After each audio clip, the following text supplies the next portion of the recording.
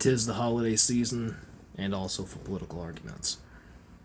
If you're expecting to deal with this in the weeks coming forward, um,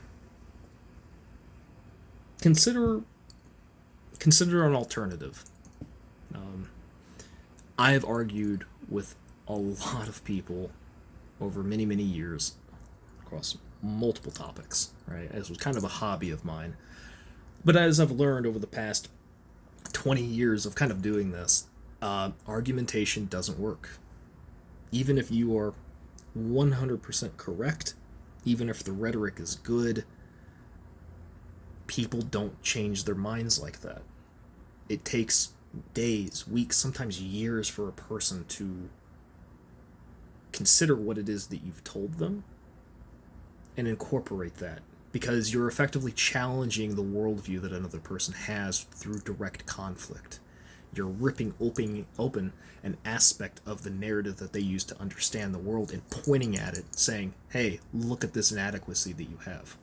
People don't like that. Right? People who are simultaneously also, I would argue, rather shallow thinkers, more interested in the politics of it because it gives them the aesthetic of power, and truth, rather than spending the effort to actually understand the things from, better than they did before. A lot of the kind of political stuff that you see, the political behavior, it's an aesthetic choice. It's not sincere. They may believe it to be sincere, but it's not. Um, but I would say is first consider what it is you're hoping to achieve with conversations with people, right? Especially something like this, right? If you're hoping to convince, an aunt, uncle, cousin, grandparent, uh, sibling, whoever it might be, to see the error of their ways, if you're trying to convince them of that, um, you first need to understand why it is they might believe the things that they believe. And if you can't readily think of it, um, that's your first sign that you probably should not go into the argument expecting to argue. Right? Be ready to listen. You might be wanting to roll your eyes. Don't. Do not give any amount of negative reaction to a person who is almost certainly going to be hypersensitive to criticism. Okay? You're likely going to be talking to a person who is feeding on nothing but garbage information in order to fuel their perception that they are doing the right thing because they are locked in this kind of grand heroic journey of fighting off evil.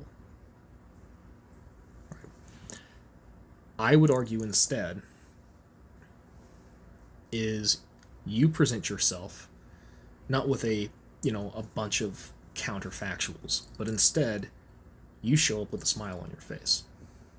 You know, confident, steadfast, happy, as if the world is like somehow sliding off of you, right? Especially if you've had a conversation with this person before, it can be very disarming for them because what do you have?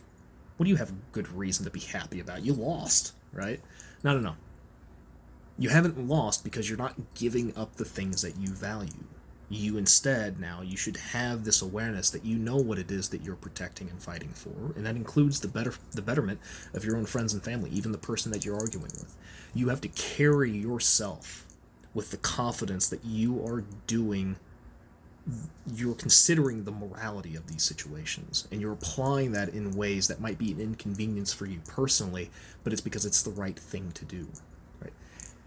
And in this situation, I think that by presenting yourself in this way, it can already be disarming, right? They're expecting confrontation, and instead you present to them the antithesis of that. Calm, collected, who is willing to listen to any harebrained idea that they keep talking about. And odds are, as you listen to them sincerely, they'll stop talking about what it is that really drives them, because they're not getting the fuel to feed the ego that they need in order to feel valid, right? That's why political argumentation is the way it is because it feeds ego.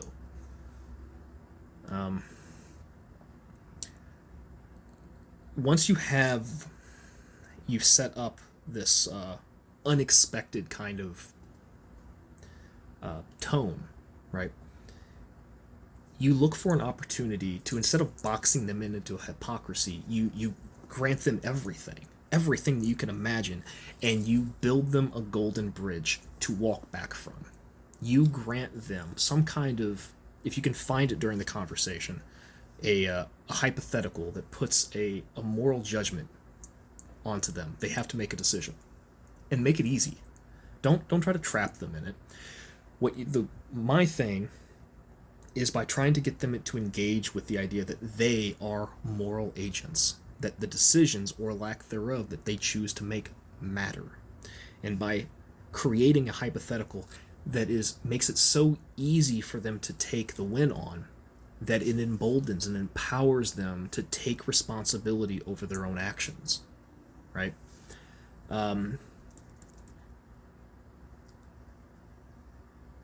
And I believe that if you can do this without pointing out their own weaknesses or inconsistencies, and instead you give them an alternative narrative where they are allowed to not just act like a hero, but to be a hero, but to do the moral right thing. If you can present to them an alternative vision for the world, the alternative facts don't matter.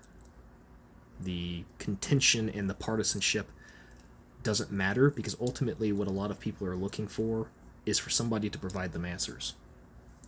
People are willing to cast off as much responsibility that they might think they personally have in the world to allowing another person to fix these problems that they think that exist. And I think instead, by putting that responsibility back onto other people, it gets them to engage with the consequences of the world. It gets people to start taking collective responsibility rather than purely playing this in-group, out-group behavior of like, well, you're a liberal or you're a conservative, thus we have nothing more to talk about, right?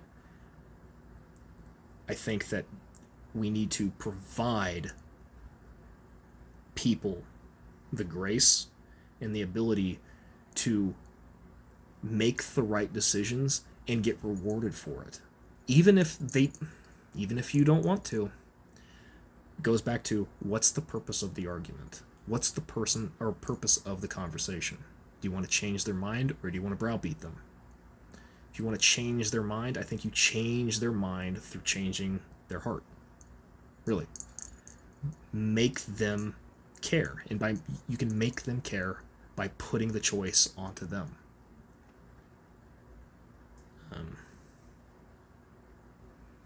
I think if you can plant this seed of doubt to make them consider their narrative through a moral lens again, people will start to find excuses to do the right thing. Not everybody. You're not gonna change everybody, and you don't have to. You can't, right? But you should have the confidence to know that you are doing your best efforts to help people, even the ones that you really don't want to, right? Present them an alternative. Give them a world that you see that is worth fighting for, and valuing, and smiling for. Show them why you're so happy. Let them join you.